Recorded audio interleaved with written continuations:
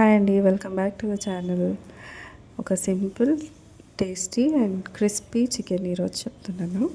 So first అయితే chicken marinate చేసి ఒక 2 hours పక్కన పెట్టేసుకొని, తర్వాత కార్న్ఫ్లోర్ మైదా మిక్చర్లో అద్దేసి, ఆ తర్వాత బ్రెడ్ క్రమ్స్లో నీట్గా కోటింగ్ చేసేసి హాట్గా ఉన్న ఆయిల్లో డీప్ ఫ్రై చేసుకోవటమే.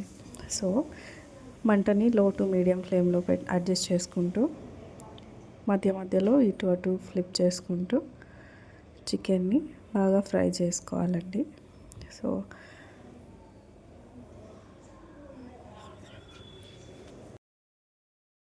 ఆయిల్ అనేది మరీ ఎక్కువ హీట్గా ఉండకూడదండి. సో మీడియం హాట్ అయ్యాక అందులో చికెన్ వేయాలండి. సో వేసిన వెంటనే దాన్ని కదపకూడదు.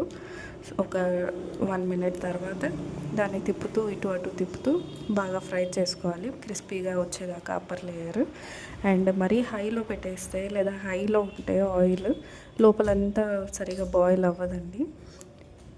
ఇలా గోల్డెన్ బ్రౌన్ కలర్ వచ్చేసాక తీసేసేయచ్చు పక్కకి. సో ఎంతో ఎమ్మీగా క్రిస్పీగా టేస్టీగా ఉంటుందండి. Thank you for watching.